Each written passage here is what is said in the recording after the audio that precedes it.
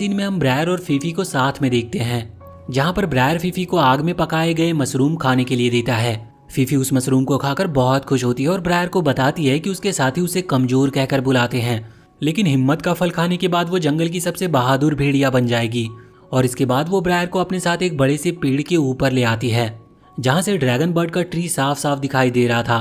Phi Phi उसे बताती है कि ड्रैगन बर्ड ने हिम्मत का फल खाया है और इसीलिए वो इतना ज्यादा पावरफुल है। वो ड्रैगन बर्ड सारे जानवरों से हिम्मत के फलों की रक्षा करता है ताकि सिर्फ वही उन्हें खाकर सबसे बहादुर और पावरफुल रहे। ब्रायर उसकी बातें सुनकर पूरी तरह से हैरान था, क्योंकि उसे कुछ भी समझ नहीं आ रहा था कि कोई किसी फल को खाकर बहादुर कैसे बन सकता है। अब वो दोनों साथ में काफी अच्छा समय बिताते हैं और इस दौरान वो दोनों एक अच्छे दोस्त भी बन गए थे।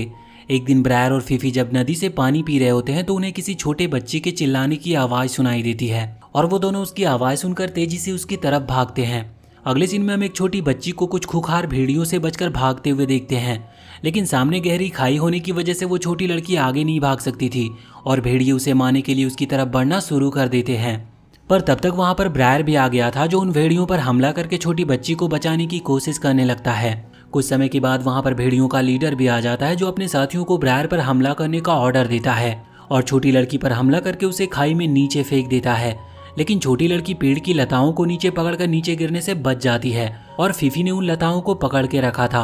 भेड़ियों का लीडर फीफी का भी लीडर था, इसीलिए वो फीफी से कहता है कि मुझे तो लगता था कि तुम सिर्फ कमजोर और कायर हो, लेकिन तुम तो एक गद्दार भी हो। भेड़ियों का लीडर इसके बाद उसके ऊपर हमला कर देता है, लेकिन वो फिर भी पेड़ की लताओं को नहीं छोड़ती और छोटी लड़की को नीचे गिरने से बचा लेती है। भेड़ियों का लीडर ये देखकर गुस्से में फीफी को मारने ही वाला था कि तभी वहां पर कबीले के लोग ब्रैम्बल और विक के साथ आ जाते हैं, जो भेड़ियों पर हमला करके उन्हें वहां से भगा देते हैं। ब्रैम्बल विक ब्रायर से वापस से मिलकर बहुत खुश होते हैं। वहीं दूसरी तरफ लीन फीफी को एक भेड़िया समझकर उसे मारने ही वाली थी, लेकिन छोटी लड़की लीन को ऐसा करने से रोक लेती है क्योंकि फीफी ने उसकी जान बचाई थी। ब्रायर इसके बाद फीफी को लेकर अपने साथियों के साथ कबीले में आ जाता है, जहाँ पर कबीले की ओल्ड लेडी फीफी का इलाज करती है। विक इसके बाद अपने स्मार्टफोन में सॉन्ग प्ले कर देता है, जिसके बाद ब्रायर, ब्रैम्बल और विक के साथ ही कबीले के सभी लोग साथ में खूब मस्ती करते हैं और इसी दौरान वो तीनों कबीले के लोगों को इंसानों की तरह एक बेहतर लाइफ भी जीना सिखाते हैं।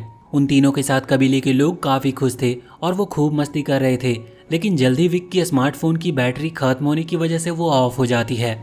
स्मार्टफोन के ऑफ होते ही वो तीनों के साथ ही कबीले के सभी लोग बहुत दुखी होते हैं, क्योंकि अब उनकी लाइफ की सारी खुशियां अचानक से खत्म हो गई थी और कबीले के लोग को अब अपनी लाइफ काफी ज्यादा बोरिंग लग रही थी। ब्रैम्बल और विक को अब अपने दोस्तों की याद आने लगी थी और वो किसी भी तरह अपने टाइमलाइन में वापस जाना चाहते थे।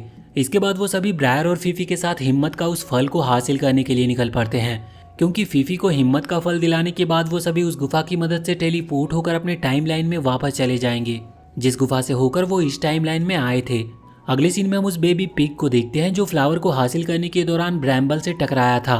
बेबी पिग सपने में देख रहा था कि वो ब्रैम्बल को टक्कर मारकर अपना बदला ले रहा है और अगले ही पल उसकी नींद खुल जाती है।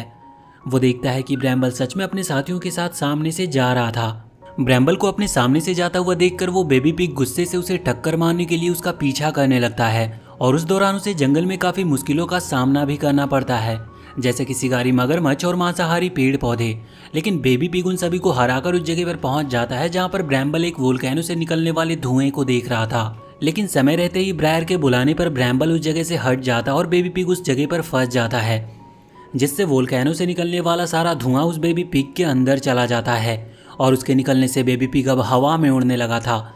वहीं दूसरी तरफ ब्रैम्बल रात होने पर अपने साथियों के साथ एक जगह पर रुकता है, जहां पर सभी के सो जाने के बाद भेड़ियों का सरदार फीफी के पास आता है और उससे कहता है कि इंसान हमेशा से हमारे दुश्मन रहे हैं, लेकिन वो इन भालुओं की वजह से बच जाते हैं। इसीलिए अगली सुबह तुम उन सभी को घाटी में ले आओ, जहाँ पे हम उन सभी को मार देंगे, क्योंकि इस जंगल के असली हकदार हम भेड़िए हैं। फीफी उसकी बात मान लेती है, लेकिन अगली सुबह वो उन सभी को भेड़ियों के सरदार के द्वारा बताए गए घाटी में नहीं, बल्कि उस मैदान में ले जाती है जहाँ पर हिम्मत के फल का पेड़ था। अब ब्रैम्बल और विक साथ मिलकर ड्रैगन बर्ड को तेज भागने वाले टर्टल की मदद से डिस्ट्रैक्ट करते हैं और इस मौके का फायदा उठाकर ब्रायर फीफी के साथ ड्रैगन बर्ड के विशालकाय ट्री के ऊपर आ जाता है ताकि हिम्मत का फल हासिल किया जा सके। लेकिन वहां पर पहुंचकर वो दोनों देखते हैं कि ट्री के ऊपर ड्रैगन बर्ड का घोंसला मौजूद था, जिसमें उसके अंडे मौजूद थे, लेकिन वहां पर हिम्मत का फल नहीं था। फीफी को अपनी आंखों पर विश्वास नहीं हो रहा था कि वहां पर हिम्मत का फल नहीं है और वो ड्रैगन के एग्स को ही हिम्मत का फल मानकर खाने की कोशिश करती है। लेकिन ब्रायर उसे ऐसा करने से रोकता है और उसे समझाता है कि हिम्मत का फल नहीं होता। उसकी बातें सुनकर फीफी रोते हुए ब्रायर को बताती है कि जब उसका भाई जिंदा था तो वो उसके साथ खूब मस्ती करती थी और वो भी अपने भाई की तरह ही बहादुर बनना चाहती थी।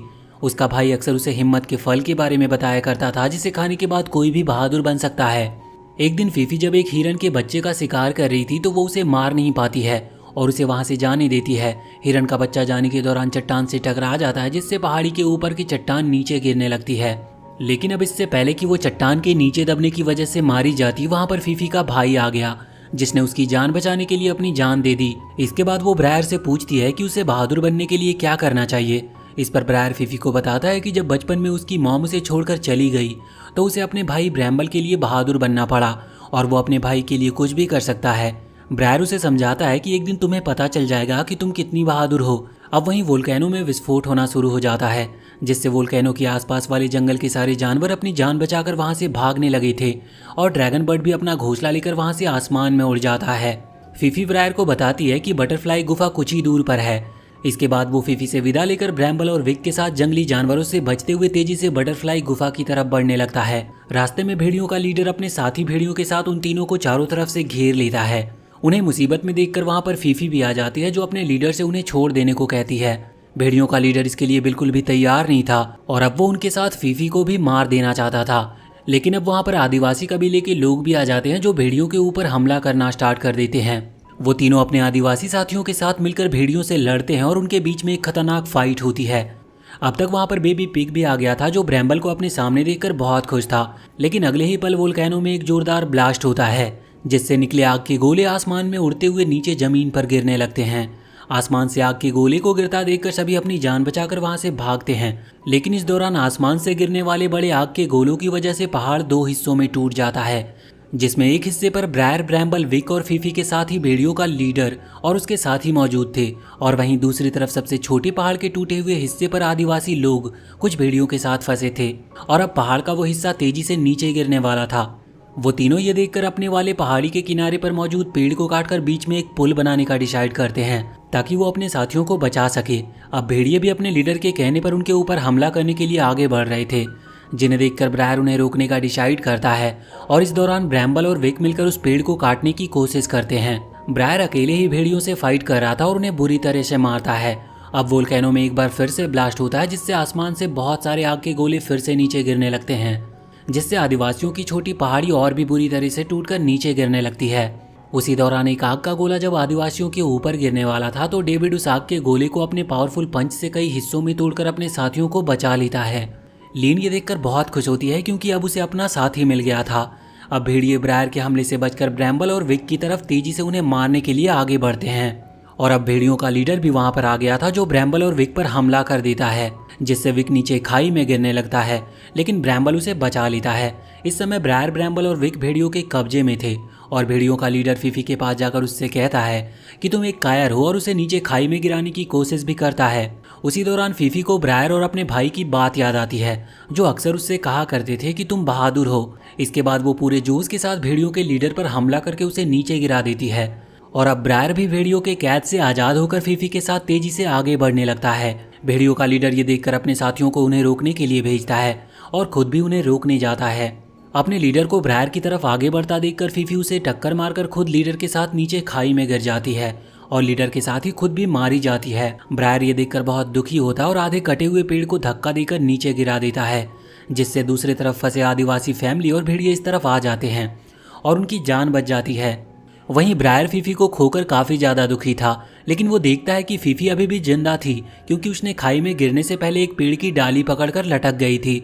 उसे जिंदा देखकर सभी बहुत खुश थे और अब सारे भेड़िए भी वापस चले जाते हैं, क्योंकि उनके लीडर की खाई में गिरने से मौत हो चुकी थी। अगले सीन में हम ब्रायर, ब्रैम्बल और विक को आदिवासी कबीले के साथ देखते हैं, जहाँ पर बेबी पिग भी आ जाता है, जो फाइनली ब्रैम्बल को टक्कर मारकर बहुत खुश होता है और वो वहाँ से चला जाता है। ब्रायर देखता है कि अब मैजिकल बटरफ्लाई गुफा की तरफ वापस लौट रही थी, इसीलिए वो फीफी और आदिवासी कबीले के लोगों से विदा लेकर उन बटरफ्लाई का पीछा करते हुए गुफा में आ जाते हैं, जहाँ पर सारी बटरफ्लाई के एक साथ उड़ने की वजह से देखते ही देखते वो तीनों एक तेज रोशनी के साथ टेलीपोर्ट होकर अपने रियल टाइम लाइन में वापस आ जाते हैं। और इसी के साथ ये मूवी यहीं पर खत्म होती है। तो वीडियो अगर पसंद आई हो तो चैनल को सब्सक्राइब करके बेल आइकन जरूर दबा लें